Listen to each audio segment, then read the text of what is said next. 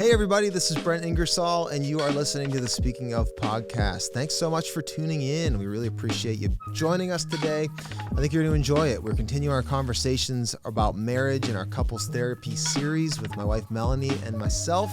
And today we sit down with two different couples that are so precious and important to me.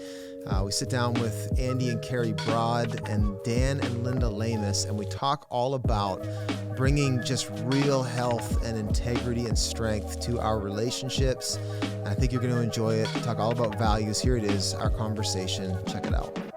Today, we are talking about the chapter called Don't Settle for a Hollow Easter Bunny, which granted, I had no idea what that was about until you had to read the chapter, of course. Yeah. And they were talking, though, about the substance and the value system of your marriage and whether or not it's able to stand up to pressure. And he used the analogy, and I mean, we're fresh off of Easter. I'm still eating my kids' Easter candy as we speak.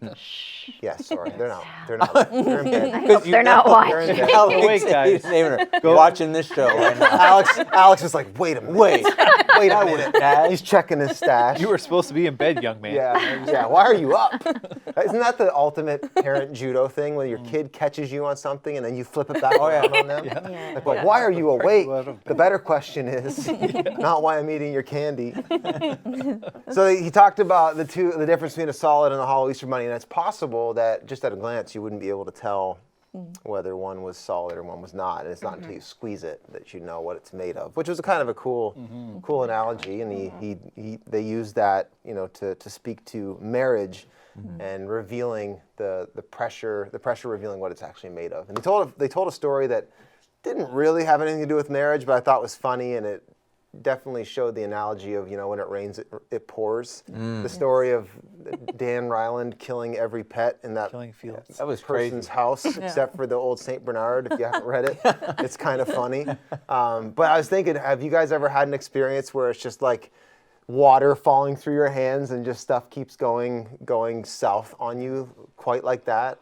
I probably should have prepped you with this question, but There's got to be something. I think for us would be just like actually a couple months before Christmas, where my kids kept getting hurt. I had hospital visits, a broken arm, and then surgery, and then stitches, and staples. It was a You lot. sliced your hand open. Yeah, it was a I lot. left the keys in the car when I was trying to run home and get the cards. Yeah, That was at the Christmas Eve services, I think. Yeah, and then Family even at our staff Christmas party, Max family party, just Yeah, Max. Max split his busted head it open. open. You guys were at the ER. Carter broke his arm. Like I started, the doctor started to recognize me. Oh, here comes the broads. Yeah. Here come the broads. Yeah. It does seem like that, though. It does seem like that in marriage, though. Like that stuff comes in waves. when it rains, it pours. Or like we always, sometimes like it'll be stressful things, but a lot of the time it'll be like financial things, and it's not like one appliance goes. No, You ever like notice that? It's like all of them at once. Yeah. And you're like, In your okay, car. we just had to buy all the things today. Yeah. And it's like it is uncanny how that stuff just sort of rolls on you.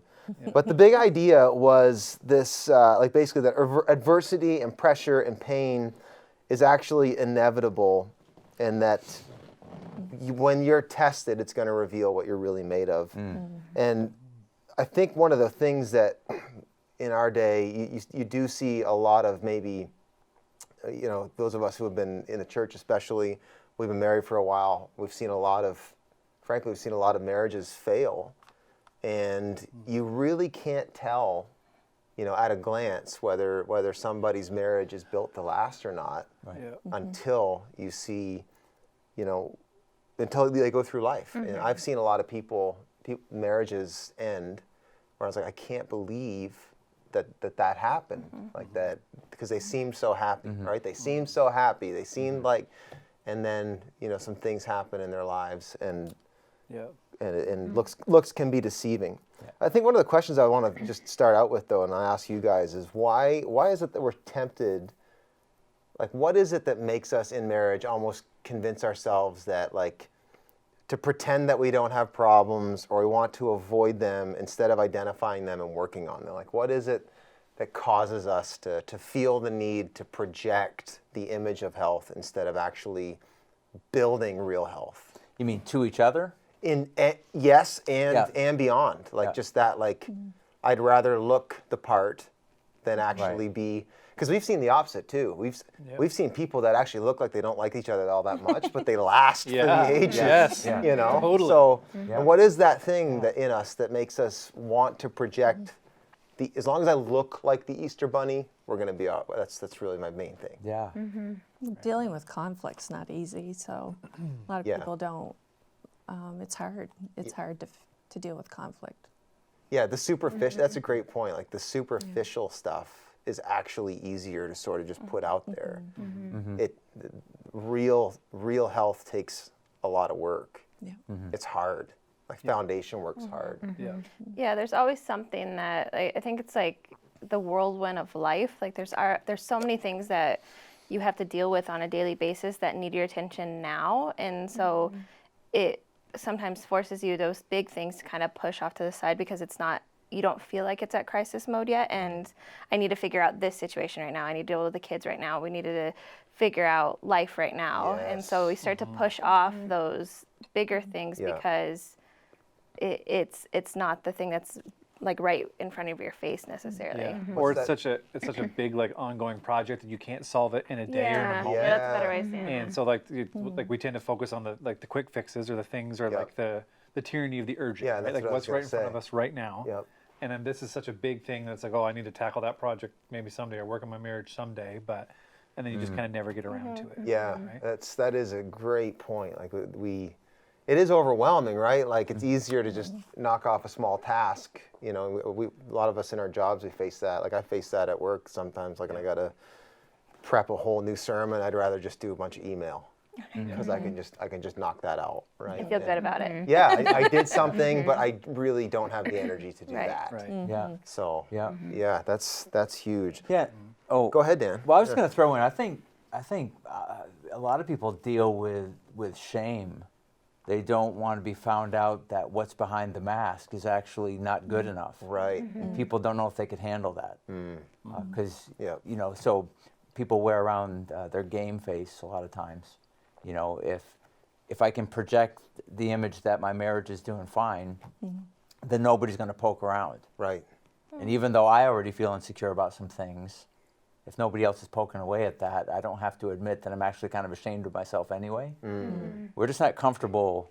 Though everybody deals with it, it's amazing. We still all put the game face on. That's been one of the big revelations, even as we've done this over the last few weeks. Like you've had some people come up, like just comment about. Yeah, some ladies have come up to Carrie and I both and just said, it's so good to know that we're not alone. Like every marriage struggles. Yeah. It's not And your marriage, unusual. particularly, because I mean they only, and that's one of the challenges of pastoral ministry, especially, is they only see the superficial part of our lives, right? Like, and if we wanted to just project an image all the time, we could, and so. So we don't live in close enough proximity with a lot of the people in our church. So, yeah, just that taking the guise of health, like that you're the only marriage that struggles away is huge for sure. Well, and like you have to get to a point where you, first of all, you admit it to yourself that there's an issue, Right. which takes a lot of work. But then like getting to a point where you admit it or try to bring it up to to your partner, like that, like that's terrifying. Like if there's an issue going on, and to like pull out and say, I think this is an issue and I think we need to deal with it, and they might be like feel like that you're crazy, that you're completely blindsiding them, or just making something an issue that's not, and or then you have to deal with it too. Yeah. And so it's not only for a projection, but just also for we each have other. an issue? Yeah. I'm fine. Exactly. You mean you have an issue? We can't have an issue. I'm fine. Yeah. It does require like vulnerability. Yeah. And it's going to require work. Yeah. And I think that's that's two huge reasons why we just avoid this stuff. Sometimes it's just easier to pretend everything's fine than actually deal with it too. Yeah. Like you Absolutely. can just go on your day-to-day life and you don't have to actually dig in and deal with the deeper issues. Yes. So that requires work, Yeah. effort, and it's hard. Yeah, and you're already exhausted. And Right. A Just lot don't of want to deal with it. Yeah. Or even figuring out what is the issue. Yeah. It all takes work. Yeah. Yeah. I feel like maybe dudes are more apt to do the whole sweep it under the rug thing than women even. I could be wrong. I'm curious what you guys think, but like, I feel like with guys, we're more apt to just be like, oh no, it's fine. Like I don't want to deal with that right now or talk about that right now. Like the whole hollow versus a solid Easter bunny thing. Feel like it's easier for guys to prop up a hollow Easter bunny than women typically, right? Like that we're a little more surface level sometimes, or a little more like the vulnerability piece that you were just saying. Like it's harder for a guy to actually be vulnerable and have the hard conversations. Yeah. Talk about the hard things. There are definitely some different dynamics at play there, though. Because I think of us, though. Like if there's an issue, be the avoider. Yeah, I'm on it like flies on. Bees on honey. Yeah. Because I'm easily irritated, as you might have found out. What? This is shocking. Yeah, but no, but like that, you probably have though in your relationship one person who's more conflict averse. Sure. But I think at the end of the day, it just takes hard work. But the promise on the other side is like the vitality and durability of a marriage that really has done the work to build itself on foundations. There's a big idea they kind of hit there early on. A couple quotes. Why don't you read them, Mel? Yeah, couples who don't build their marriages on something solid will fall with a great crash. The difference is in our foundations. That was a good one. And another one, we often want to blame what's falling apart in our lives on the strength of the storm, but in truth, everyone's life experiences storms. Yeah. How have you guys seen pressure and adversity like reveal maybe the truth about where you were at? Have you guys seen that? Like, they were talking about how, again, you're going to be exposed once a certain degree of stuff comes at you. Have you guys seen that in your relationships? Just how adversity reveals reality? That's such a great question. I think where I would go first is to say, if people knew us, I don't know whether Linda or I would appear more independent. We both tend to be kind of independent people, but I think probably Linda's more independent than I am, though I might want to project that I'm the more, I'm the more independent one. But where it shows up for me is it surprises me how much I need her company. Right. Like if pressure means that all of a sudden she can't give her attention to me, I'm surprised at how fast I'm pouting about it. How fast I'm shutting down or getting quiet, and that's where it shows up for me. Right. I'm like all of a sudden feeling like we're gonna lose our connection, and that's what scares me. Yeah. And I don't know what it is for you, but she kicks into like take care of it, fix it mode, where I want to avoid it, and maybe that creates distance. But in pressure, that tends to happen to us because we kind of go in opposite directions. Like you want to say, okay, what do we need to do to fix it? I'm like, I don't know, let's go out for dinner. Like, eat. I want to go do something. I don't want to fix the situation, and so that's what happens to us, I think. Yeah, and I didn't realize that when we were first married. It took some years for that to really show. Yeah. Like, oh yeah, I do that under pressure. I really do. Likely, back to the old adage of like opposites attract.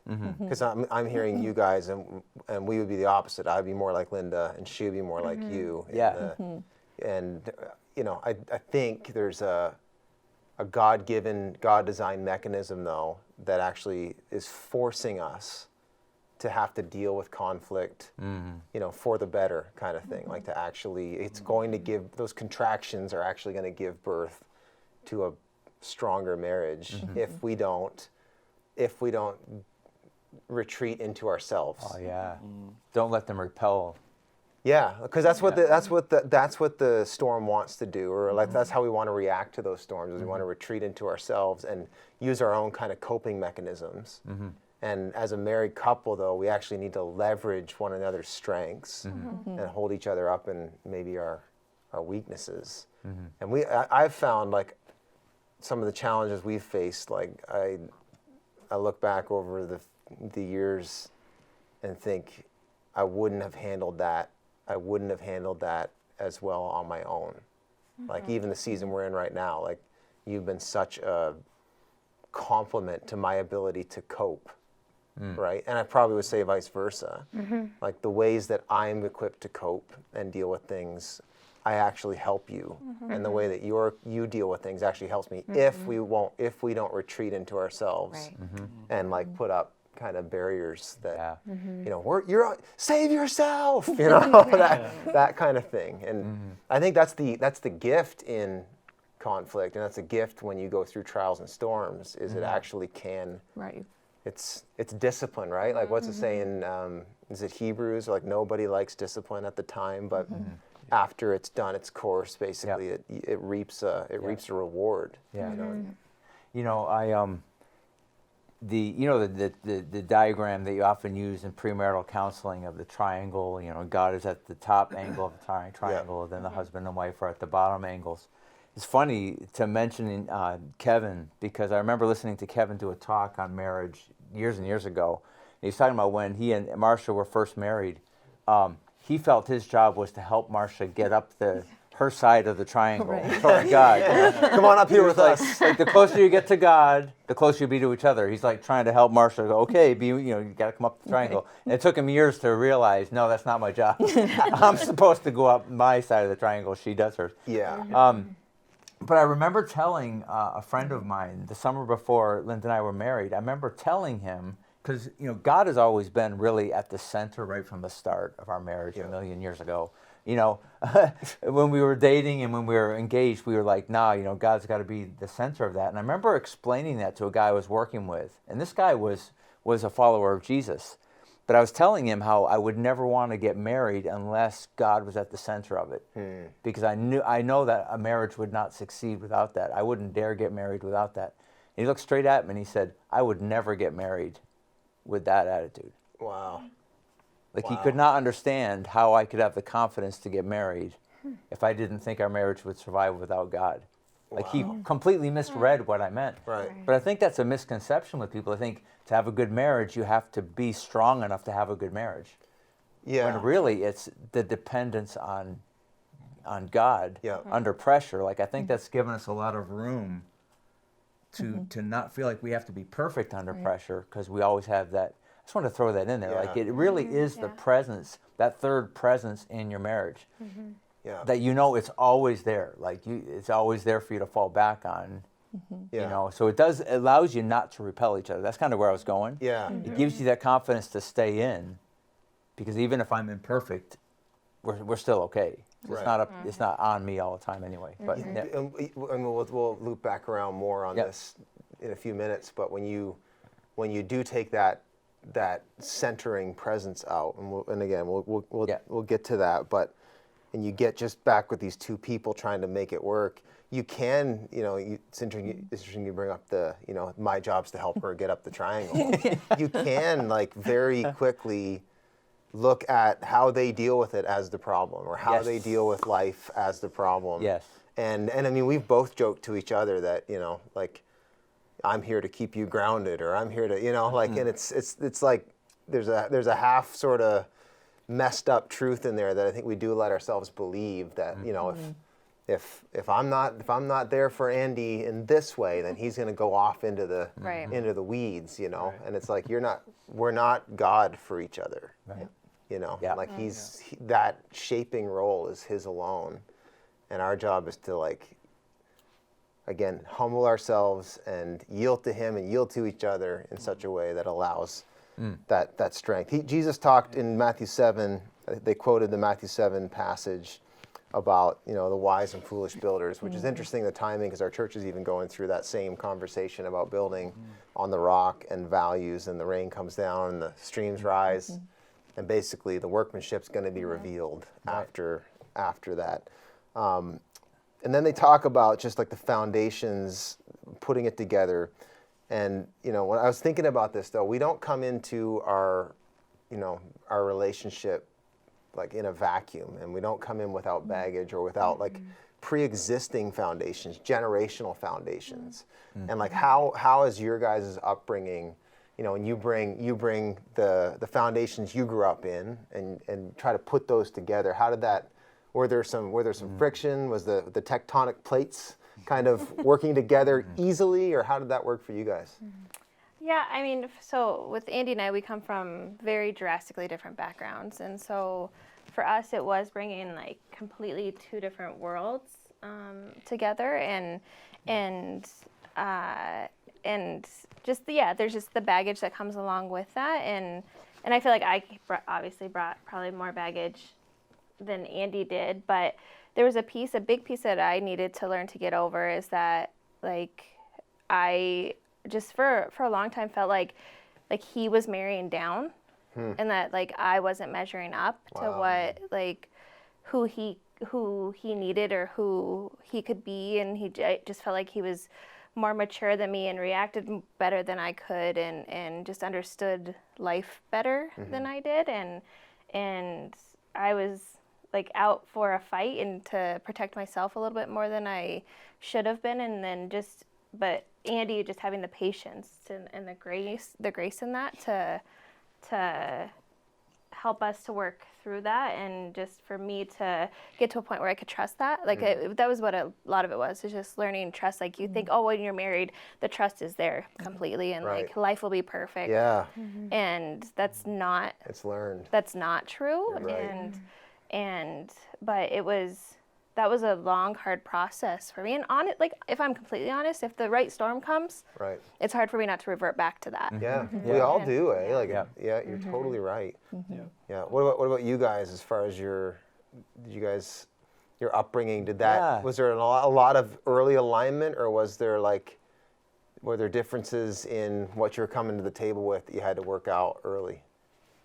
Boy, it's really interesting because we were super young when we We're still super young, though. We're still super young. And I was far from home. I grew up southern New England. We met at Bible College in Sussex, New Brunswick, and so I was feeling like, and I was happy in that situation. I was happy to have moved away from my hometown, just not because of my family, but because of other things going on. I was happy to be far away going to school. And Linda was arriving at Bible college from a background of not really... Yeah, like brand new Christian 3 days later. Okay. Right? Culture shock. I didn't... Right. Yeah, Dan basically discipled me, really. And so we became good friends. He formed you in his image. And good friends, and dated later, but yeah. Yeah.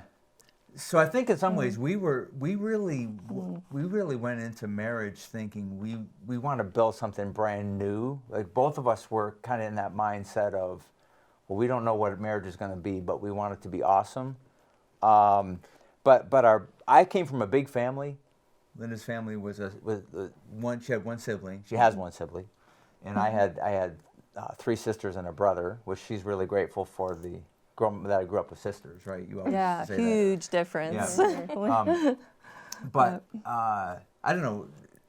So when did you hit your? So we didn't actually get your guys' story when we started. We just jumped right in. So like your A zone, you met at Bible college. Quickly, kind of this is a thing. Here we go. When did B zone sort of become a reality, and what were the? We were talking about that. I think it was somewhere after when kids started coming along. I think when kids came along, that was the big thing for us, because our first 5 years of marriage, we traveled for a Bible college. We were like in ministry greenhouse. You know what I mean? Like we were living the dream. Like we were going to all the youth conferences, youth camps. Yeah. Churches. Just fun. I didn't have to cook. Yeah, we were traveling for the college, so that was fun. We didn't have to. It was really kind of a dreamland. And then when children came along, when our first child came along, we couldn't travel together. Well, we did a little bit, but Linda had to stay home more. Right. Yeah. So she was all of a sudden off the road. So her whole identity was doing this thing on the road, and now you were staying home, taking care of a child. Right. Yeah. And that's when the B zone came for us. Yeah. It just kind of hit. There is no pressure like adding a child to the. I feel like a lot of people have said that their B zone started when they had kids. Yeah. Yeah. The world doesn't revolve around me. What the heck? I honestly have difficulty thinking back on how do we ever have any problems or difficulties before we had. I know, right? Right? You know, So it was so easy. what on earth? You had to go find something. Were we to try to looking solve. for stuff to fight about? Yeah, exactly. So self-absorbed. Yeah. We haven't fought, like, It was the we opposite. Fight about something. For us, It it was was the the opposite. Like opposite, it was yeah. like if we're gonna survive this, we have to work together. So let's get over our differences and let's do this. Yeah. You know, so That's that's true. that is for us. It was different, but I do think when you have a kid, like, you know, I've made the observation before, like when you have a child, the child in you has got to leave. You know, like that one kid enters the world and another one exits. Like that's the moment that Yeah, really that's right. really forces. Yeah, But that's good. It will reveal, certain storms will reveal, like some storms don't rattle the deep foundations, right? Like some trials in life, they might shake the hatches a little bit or blow the door open or, you know, break a window. But then when there are times in life though that are so difficult that if you aren't aligned on the foundational pieces, you're going to be in trouble. And I think that's really what Jesus is getting at with like building on the rock. Like if you aren't aligned, and you know, Kevin and Marcia get into talking about like, and you started us into that, like the idea of being Christ-centered as a couple. And that was one thing for us, even though our first year was a little bit tough. You know, the main things we agreed on. And We agreed on the big things. The We big had the things. same values for our foundation. in the foundation, we had a lot of different values in the house. Yes. But the foundation was aligned Yeah. on the big things, and that makes a huge difference. Yep. I think I was thinking, and this isn't in the chapter, but I'd love to throw this out for discussion because I think we have a lot of people that might be tuning in that you might have somebody who is a believer and somebody who isn't, or somebody who, like in your guys' case, you're both believers, but one is very new at it. You know, I know we've got a lot of folks that are like, you know, individuals that their spouse has been serving the Lord for a while, and you're just warming up to it. Yeah. And like it's just Yeah. becoming a thing that you're like, I think this is a thing for me too. You know, and the Yeah. Bible talks at length about being like, talks about not at length, but it references this idea of being equally yoked. You know, and I guess the question I would have is, you know, what advice or hope or encouragement would you give to the couple who are discovering or have discovered the hard way even that we actually on the big things have very different foundations that we've got to figure out what to do with here? Yeah. Yeah. Listening is huge. Like everybody thinks they're a good listener. But really that ability to really hear, really communicate back to your spouse that you have heard them. Like when tension comes, and I think even conversations about faith, you know, say you're a person of pretty intense faith and your spouse really isn't there right now, and they say something and you feel like it's a real shot at your faith and you feel offended. What are you going to do with that next? Yeah. I would just really encourage people, learn some good like communicating skills concerning listening, like reflective listening. Like, you know, hey, that thing you just said, that really stirred something up in me, and I'm upset about it. We talk about it, you know, and then just take some time to actually say, here's what I heard you saying when you said that, you know, just that reflecting back and forth, learning to listen better. And I think, I mean, it may not seem super spiritual, but communication is so huge in faith issues, like really hearing each other.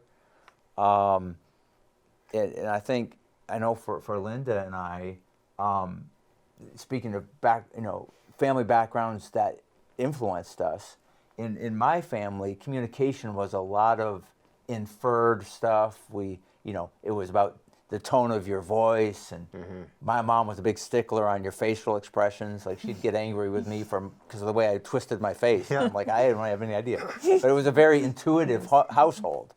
So communication it just kind of flowed, and it just kind of. And so I would hold Linda to these standards in communication. She'd be like, I have no idea what you're talking about. And I'd say, well, the tone, when you just said that. She goes, tone? What the heck does tone have to do with anything? You want to see tone? I'll give you tone. I'll show you. But in her household, it was just straightforward. If you have something, you've got to say, make it clear, quick, let's get to it, and it was just, that was communication. So if we weren't on the same page faith-wise, I could see where that would be a real problem. Right. Because faith is such an emotional thing. So I just want to say, so learn, if you, everybody can work on their listening skills. Yes. That's huge. Just learning to listen better. That is. And it takes it away from the God conversation. You know what I mean? Like, Yeah, you're together, so you're gonna have to make yeah, this you could work. really confuse that. Yeah. Like you could just be poor listeners, you could be poor communicators, and you think it's about your faith. Yeah. No, you just suck at listening, right? Right. Like, Yeah. you know, just to. That is a huge. But there's always going to be, and I think, on something as huge as, do you believe in Jesus as Lord or not? Yeah. There's always going to be, in the image of being unequally yoked is like a yoke of oxen, and like one of them's really strong and one of them's not, and what that's going to do is it's going to push. It's always going to be pushing, and that's just a reality. And so when you use the communication advice like that, that's going to be absolutely critical to make that work. I mean, people have indeed made it work, and I think there's actually a lot of talk in the scripture about like God's grace through the believing partner. Yeah. Right? That actually there's things that God's doing in your marriage.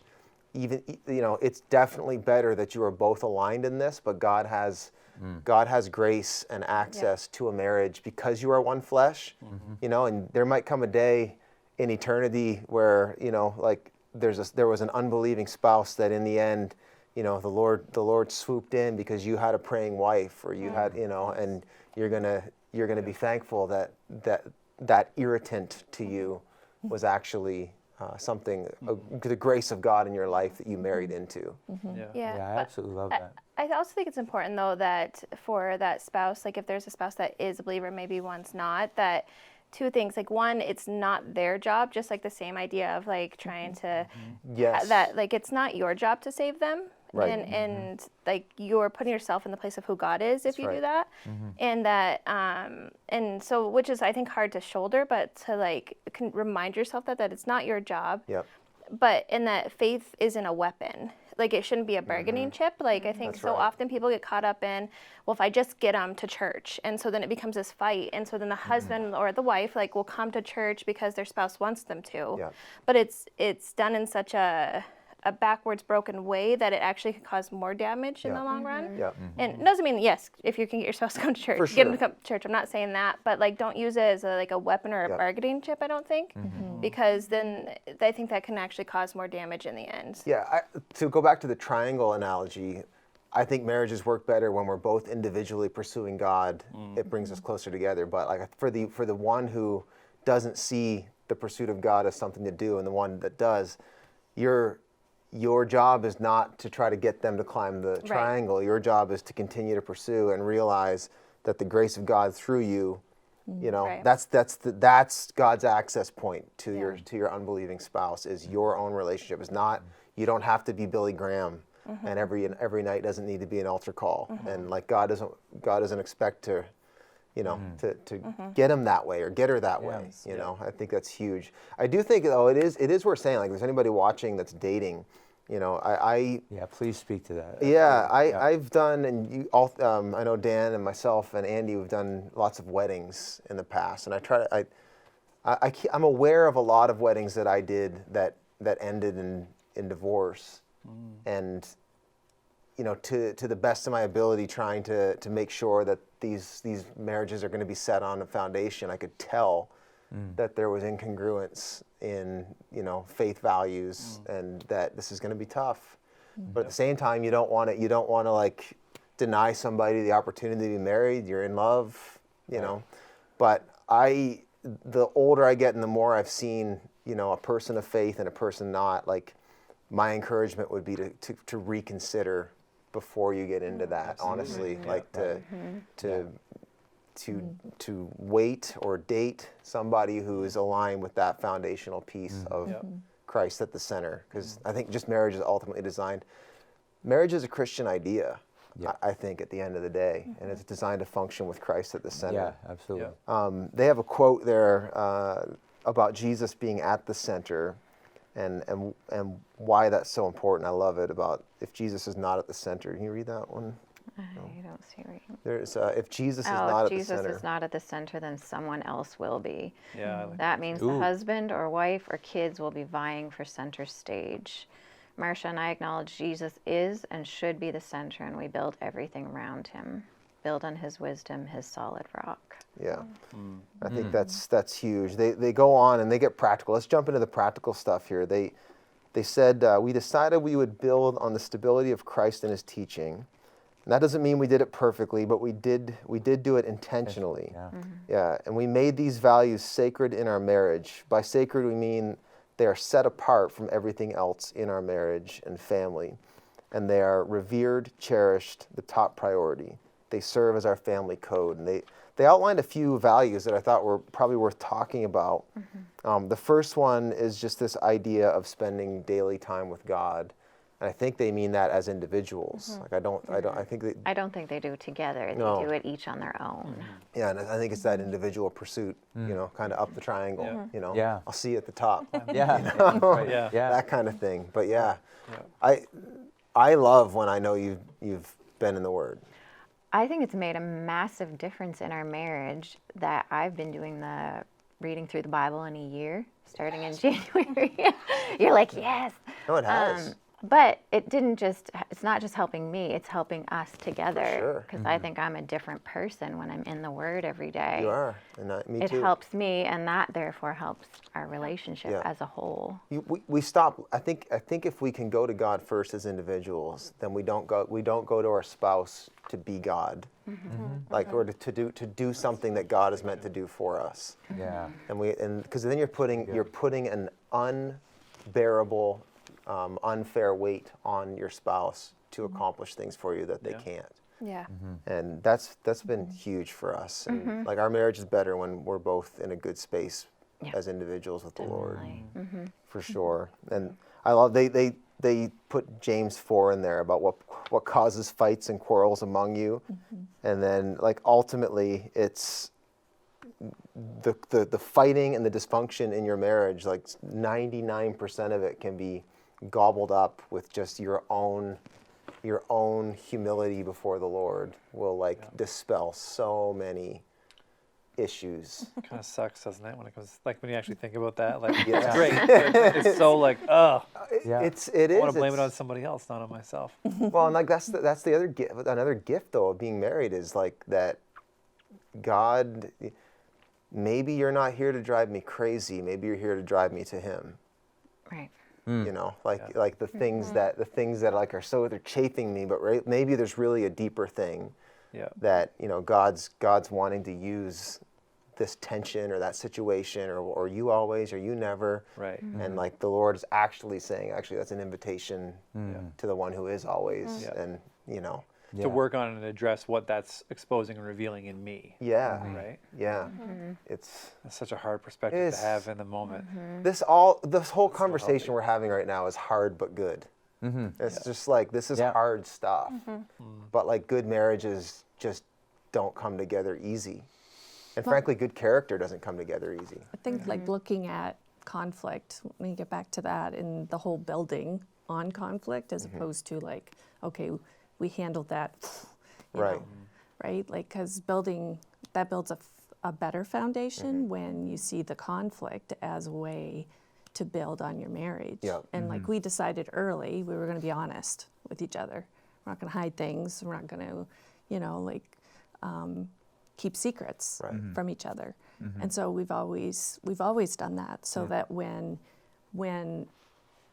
kids come and you have less time to talk, and those kind of things happen, then we always knew that, okay, we got to make sure that catching up with each other was not just about small talk. It was keeping things up to date. Right. Yeah. It was sharing things that we felt like each other needed to know. Right. So the foundation was, what are those intentional things that we wanted to do even as a young couple, even before kids came, so that when the kids came and it became even more challenging to have quiet time, our first kid got up so early. I can't get up any earlier. Blew right out of the water. I will not be able to function. So God, you're going to have to somehow. how do I spend time with you? I couldn't get up before 5. Yeah. He got up at 5. Like, so, you know, so God just was like, you know what? We're going to do life together, just you and me. And that's what it was. Yeah. Like, he would speak to me in different ways, you know, and I spent time with him, but I didn't like say, okay, it's got to look like this. Yeah, that's really powerful for some young moms out there to really hear what Linda just said, because I remember that so clearly that you really struggled with that. Like, am I letting God down? Da, da, da. And you had just read this article by somebody who suggested that. Just learn to talk with God while you're doing this or that task. And that was like, that blew your mind. Right. And so just that's such a great mentoring tip for anybody. Like, just don't, God isn't disappointed with the young mom who can't seem to find the time to get up early anymore. He knows it's hard. He really gets it, and he's on your side to open up another opportunity. Yeah. Right? And all of those are things to build on. Yeah. So that when we're reaping the benefit of that now. Right. Yeah. Well, and you actually, I vividly remember, and I don't have a great memory, but like Dan, you helped me a lot. You probably don't even remember saying it, but I remember when our first 2 kids, like we have 3 and the third came along later, but so like our real waking up to being a parent, you know, happened pretty close together and all that. And I can remember just, I don't know whether I was venting to you or just saying like, I suck at life. I'm a terrible human. I'm a terrible husband. I'm a terrible pastor. I'm just holding on by, and like you said, you know, this is a season to give yourself a lot of extra grace, right? Like to give yourself, give your spouse just a ton of extra grace, because it's just like extra. You know, and and that helped me a ton. It's like, okay, if I'm not always going to feel like you're in a this. fog. You are totally. It doesn't like, fit in that nice it's little just box. find your. It's. I think the biggest thing is like, don't think you've got to. You know, Rome wasn't built in a day, and if you can just be intentional for what it looks like in your season. And if that means, you know, you're going to bed early and you don't have the same amount of time as you did before you had kids, you find your pockets and realize God is so gracious. And God knows that. He sees your heart. Like, if the only time you have to talk to him when you have babies is when you're driving in the car. Talk to him when you're driving in the car out loud with your baby screaming in the back seat. Like, he sees your heart. He sees that you're talking to him. You're making the effort. He knows you don't have time to get up at 5 in the morning and sit down for an hour devotional, you know. Or it'd be the after, you know, like everybody's in bed, I always fall asleep. Just sheer God, I love you. Oh, I did it again. You know what though? I had, it was you, I think it might have been Andrew Maves though. He's like, oh, there's nothing better than falling asleep on God. That sounds like Andrew Maves. Yeah, like just like does. Yeah. That's, but what like father doesn't love their kid falling so comfortable with them, doesn't love their kid falling asleep with them. That's good. Right. And that's something too. It's like God doesn't mind you saying goodnight, as long, you know what I mean? Like acknowledge him and try and you know, he's your dad the same way you're, you know, a father. Yeah, that's the word, guys. It's like you got to look at it seasonally. Like for all the, like, there's some young moms out there, young dads too, that need to hear that and that reach right now. Like, give yourself some grace in that season. You're like, we're just now getting to the place. Probably our kids are 9 and 7, where it's like we're just like for the first time in about 9 years, where it's starting to get a little bit easier to carve out some of that quiet time in our house and in our own lives, right? And like Mel was saying, like, God created those snot-nosed little pukes just like the rest of us, right? So he gets it. He understands it. Love you, kids, right? But he understands. Like it was the design, right? And so it's find the pockets and give yourself the grace and look at it seasonally. And I think too, maybe like if you've got the desire in there, like you were saying, Linda, like if you feel that tension of, oh, am I doing good enough with this? Right. That's a really healthy thing to even have, because you're aware of it, right? And you have the desire for it, and like God's gracious to meet you there. Yeah. So. That's right. They talk about spending time like with God daily, and then they talk about worship God together weekly. They talked about like the value of weekly worship as a family. And I thought that was huge. That rhythm of worship. And we noticed just even over the year of pandemic and stuff, just like how much we missed and frankly, how much strength we missed, and our kids missed that coming to church and gathering as the people of God. Like, we're grateful for online and being able to do that at home, but there's no substitute for. There's something even just about the rhythm of go and the process of going, and we all know. You know, when you try to get ready to go to church, all hell breaks loose. I was hoping you were going to talk about this. Right? True. It just does. But there's something about that 45-minute or an hour preparation and the 15-minute pilgrimage. You know, that's why the Jews had the Song of Ascents, right? Like, there's something about the dispositioning yourself in a place of pursuit together that I think reaps huge reward, you know, and you do see the families that come, they're the Christmas and Easter, you know, they come for Christmas and they come for Easter. Yeah. You know, you're missing that rhythm of the stability that comes from weekly worship. Yeah. You know, what advice would you have for families, like with the struggle to get there, you know, the war? Yeah, wow. Keep pursuing and don't give up. I remember driving in the parking lot, and our firstborn would cry when we drove in the parking lot, because he knew he was going to the nursery. Like, he recognized that. He knew. Right? And there were times when you just felt like, why do I bother? Like, I might as well stay home, because you're going to be in there with them. And it was just like, no, I need this. Just as and they need it just as much, right? It was that consistency. Push through, yeah. They really needed it too. Yeah, it's tough for everybody in that sense. Like, it's a real thing. I'd like to throw this in there. You can help each other out. People tend to do this. You come into worship, and maybe you've been cranky all morning. Here you are, you're showing up. Give each other space to worship anyway. I think it's easy to judge each other. Once in a while, I'll see a couple come in. Now I'm going to make everybody nervous now who comes to our worship. Who is it? I'll see a couple come in, and it's obvious they're not getting along, just the way they're treating each other as they come into the service. And I get it. It happens to everybody. But my heart kind of breaks for them as I see them struggle to enter into the worship. And I just would like to proclaim, you're not faking it if you go ahead and get involved in the worship, even if you've been a crank all morning. Right. Like, worship is about coming in and just shedding all that stuff. Try not to judge each other when look at you worshiping. Wow, you certainly were weren't just worshiping swearing 45 minutes ago. Right. Like, just really let that go. Like, that's not what coming to worship is about. It's not, Totally. you know, worship is only for people who really have their thing together. No, it really is for all of us, whether we think we do or don't. And so I just want to encourage couples, try not to have judgment toward each other as you come into worship. You both need to be there. You both need to come as you are in it, whether you're well behaved or not. Hopefully that makes sense. It does. And fight that good fight, like, especially with kids, like you touched on that, but even no matter what age your kids are, like, that's something that I have a conversation with parents quite a bit is, like, especially when their kids start to get a little older, like, do I force my kids to come to church if they don't feel like it? Right. Like, do I make them come to church? And I like, heck yes, you do. Yeah, like, for sure. you like, church is the only thing for some reason that the enemy has been able to turn around, that, like, if I give any sort of guidance, or if I lean in here, or if I make a call and say, no, this is what we do, this is who we are, this is what we do as a family, that the enemy's going to be able to use that for, like, with, like, negative feeling towards the church, or maybe, like, who they will become in God and that sort of thing.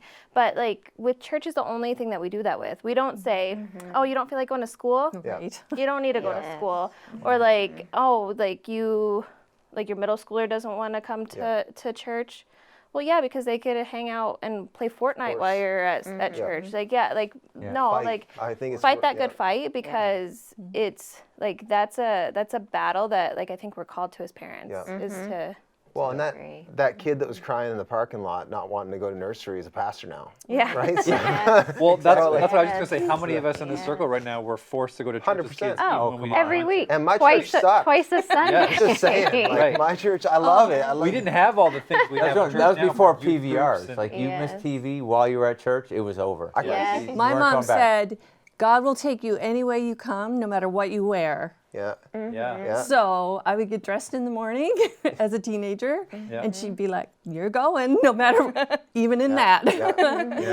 You know, I'm not going to tell us what the outfit was. My parents made me go. They made me go to youth when it was terrible. Yes. They made me go, and like I am grateful for it. And I think the thing I would communicate to everybody listening is the win isn't what happens at church or how church was. The win is the practice and the discipline of going. That as for me and my house, we will serve the Lord, and that's what this looks like. And it's building infrastructure in your home. It's building infrastructure in your spiritual life. And so like whenever I see like especially the young couple, Mom comes in with the car seat. Dad's still parking the car. The service is 35 minutes in. And they come rolling in, and I see that, and I'm not annoyed by that. I'm like, you freaking won. Yes. Like that. Absolutely. That like you missed showed most of my sermon.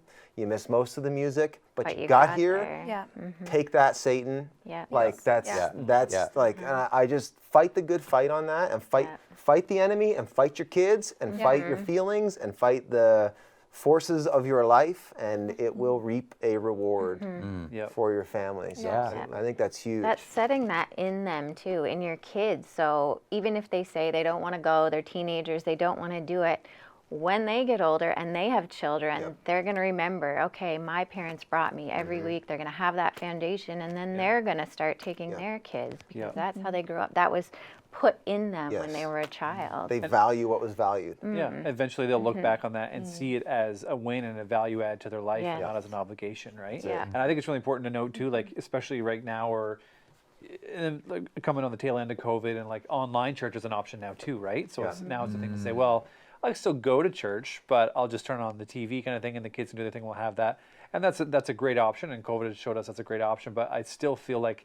there's a real discipline, like you were saying, Brent, and actually winning and showing up and putting that in and being together in community. It's like if COVID taught us anything, if it taught me anything for the first time in my life, staying home and doing church online for the first time ever in my entire life, is like online church is a great option, but it's like going to Harvey's and having a Harvey's burger. Yes. The difference of going to have to a steakhouse and having like a nice, hand-formed patty with black Angus beef, like those Right, are like Andy. you can't even compare those. That's such a man analogy. No, it is But true. you know what I mean? And even the people who like did online church the best, like I think of our friends Micah and Katie, like they were like, their family was like one of the few families that I know actually sung during worship. They really did. But even them who did it the best, I think, are they're saying we can't wait to come back. And it's like that discipline and there's no substitute for it. A couple more, and we're getting on in time here, but they talked about their finances,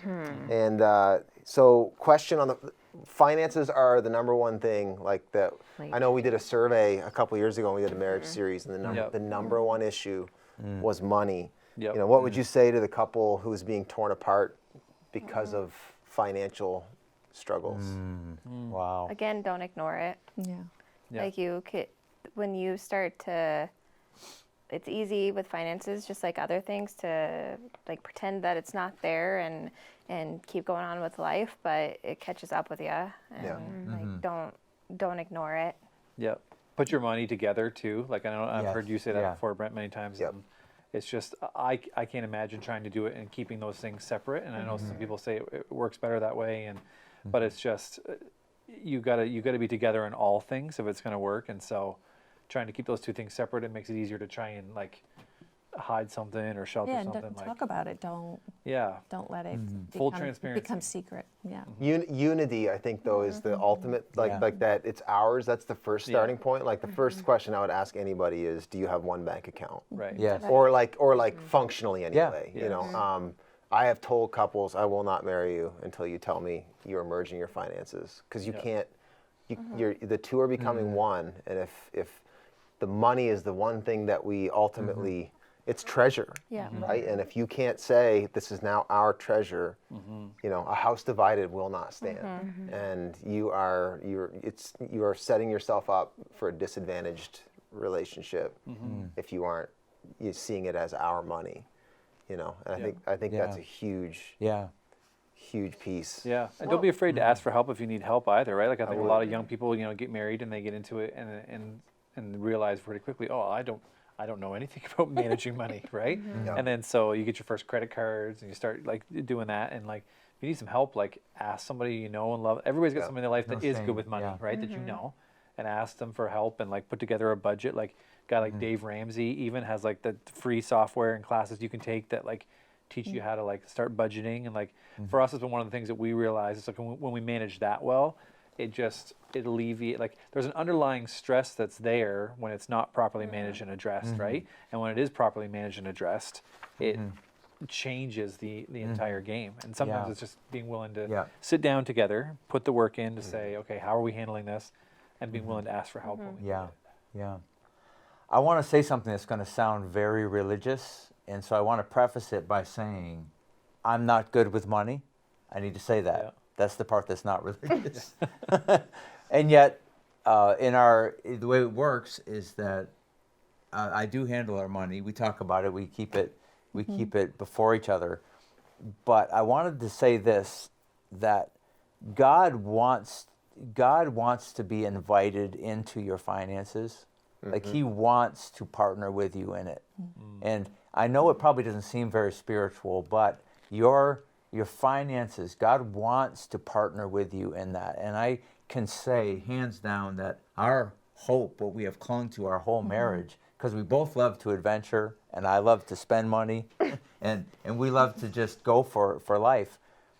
All the way along, it's been knowing God is in our finances because we give. Yeah. Like right from day one, we had the habit of giving every time we got paid, every time we received money, we would give a portion of that. And we didn't do it because God needed our money. We did it because we wanted God in our finances. Just the confidence of knowing, no matter what decisions we made, no matter what the result looked like, even if it didn't look great, well, hey, at least God's still here. Like, oh yeah, awesome.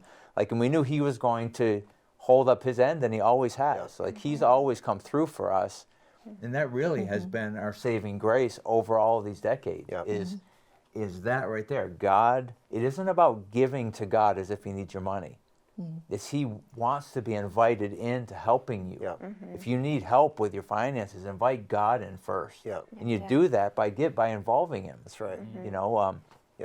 I mean, that's been our story for sure. Like and I think there's always probably going to be one person that has more at first to quote unquote lose in bringing your finances together. Because like when we got married, you gave me an RN, a registered nurse job, you and I gave you a lot of debt. Yes, you did. You're welcome.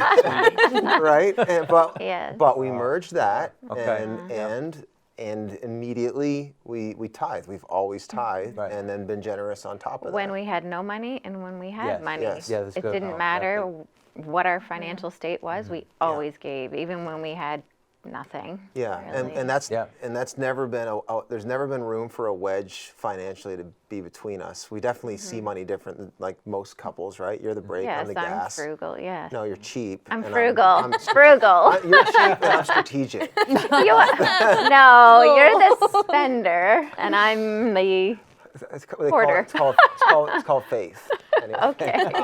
In certain areas, right? Yeah. But we've never, it's never deteriorated too far because we see it as our money, and B, it starts in God's hands. And we discuss everything.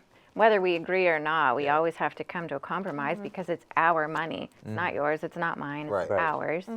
And God's at the center. Yeah, and I think that guides everything. The tithe, if I could convince I guarantee if there are people that are watching tonight that are struggling financially, if you can check the box of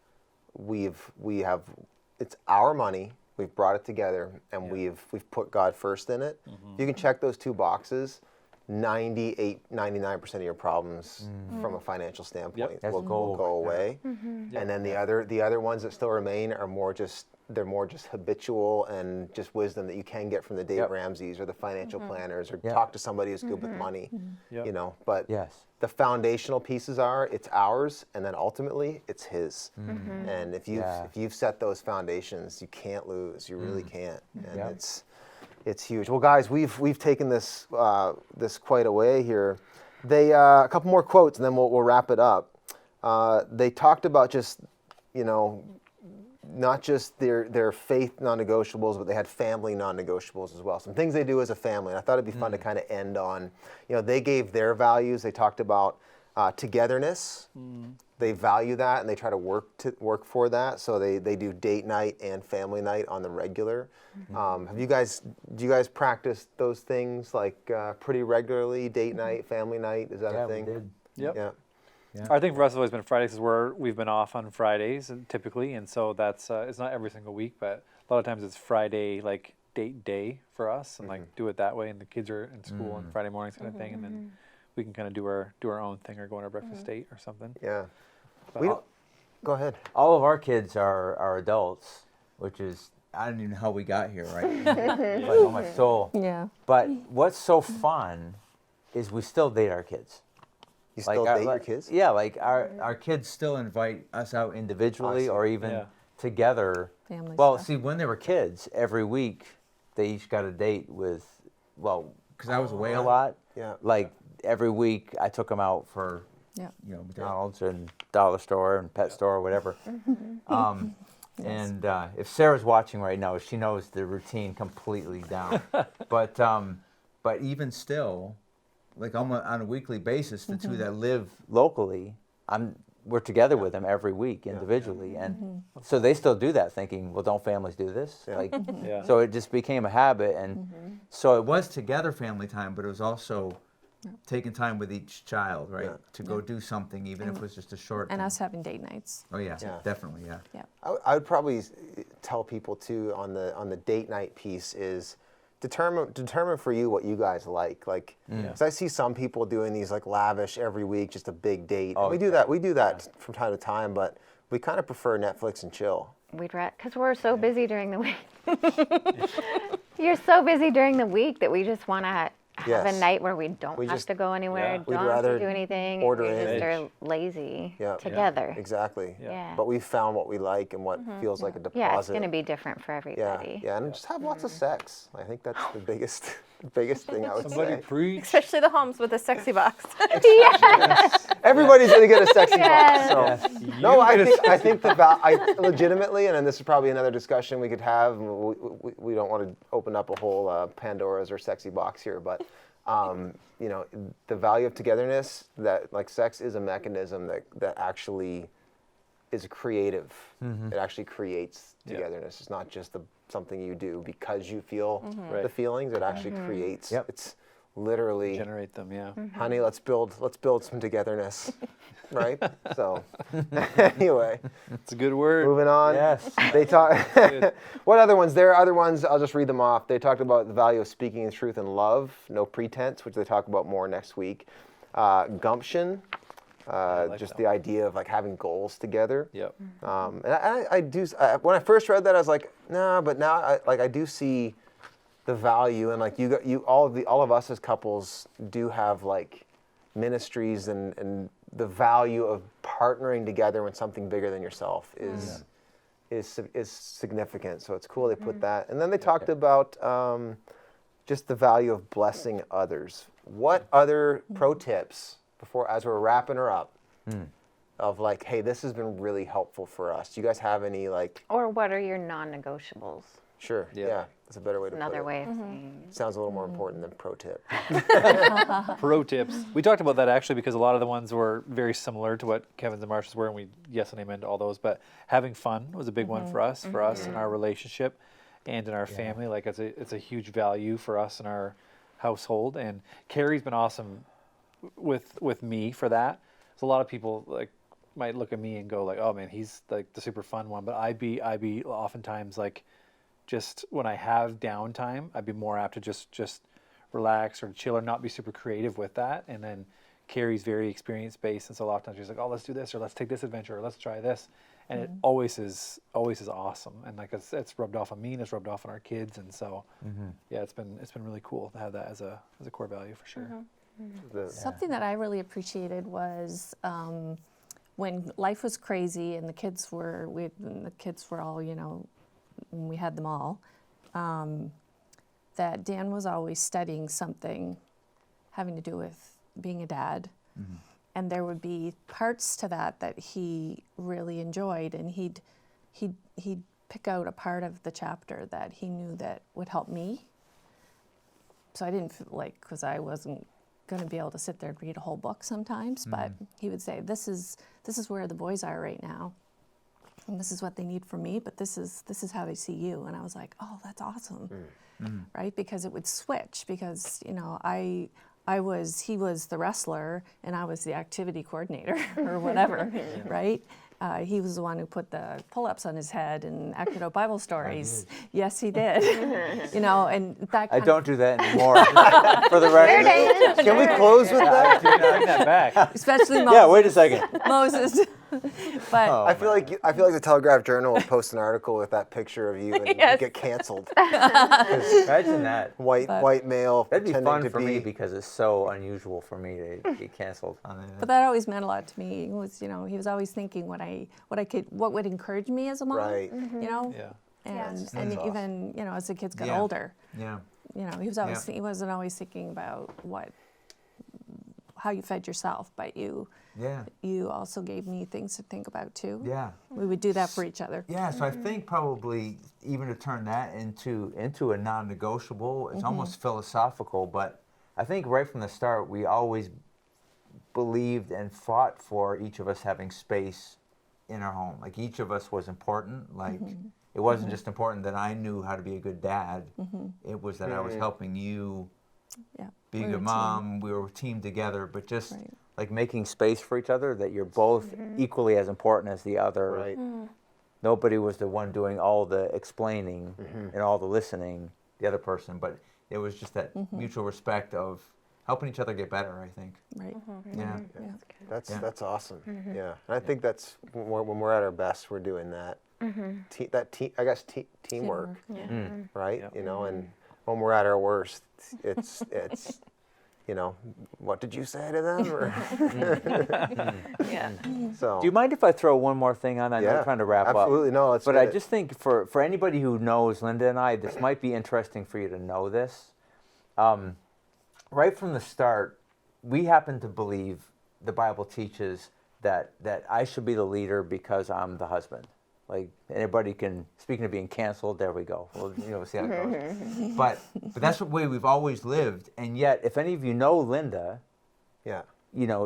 she's a challenge to lead, right? And at personality-wise, it would flip. Personality-wise, she would more naturally be the leader in our home. And just to all the dads out there that might be in the same boat that I'm in, that doesn't let you off the hook. Right. Like you have to learn to lead, and you can. And we had lots of conversations on that early on. So I'm like, I don't think you want me to lead you. And then you had the opportunity to explain to me what that was really like for you. And so I just feel like for any couple out there who struggles with that, like husbands who feels the pressure to lead and yet personality-wise it might not come naturally to you, there's a lot of hope in that. It's worthwhile having the conversation, talking about it candidly. I just wanted to encourage some dad out there who needs to know that. Maybe you're more naturally the follower. Your wife might not want she may not actually want to be in charge, and it's worth having that conversation to say, would you like me to be able to lead more? Would you like, could we talk about that? Yeah. How do you feel about my leadership in the home? It's a healthy conversation to have. I know it probably sounds a little eccentric in some situations because a lot of couples, it's more naturally that the husband's going to lead anyway. But I think there's couples who are suffering under that need to have that conversation. Yeah, I think ultimately it's about responsibility and owning what you need to own. But like, I think if I could say this, correct me if I'm wrong, but you aren't intimidated by Linda's natural strengths, right? And it's actually seeing your job as setting her free to be strong in what she's strong in. And you being strong in what you're strong in. And it doesn't have to... Yeah, thanks. That's really good. This is a whole other conversation for another day. But like the Bible is very clear about, male and female and gender, but it doesn't give a lot on specifically what masculinity and femininity look like and what that dynamic is. And that can take a variety, and we might have done ourselves a disservice by saying that the dude's going to be the breadwinner and the wife's going to be the, like, that's a way too superficial view, even from a biblical standpoint, of how that's supposed to work together. Yeah, and you really hit on exactly the way it's worked out for us. It has been. My leadership is actually empowering Linda to feel safe to go after everything she wants to go after. Like, I don't have to go first on everything. Right. It's That's awesome. It took us a while to figure that out, and it really has paid off. It's worth the conversation. Gonna be helpful for a lot of people. Yep. Well, guys, thank you.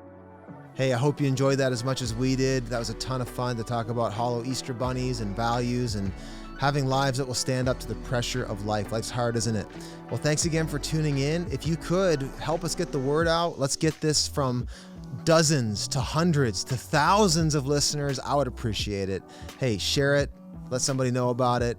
Give it a like, give it a review, whatever you got to do. Help us get this platform out there. We'd sure appreciate it. And we'll see you next time.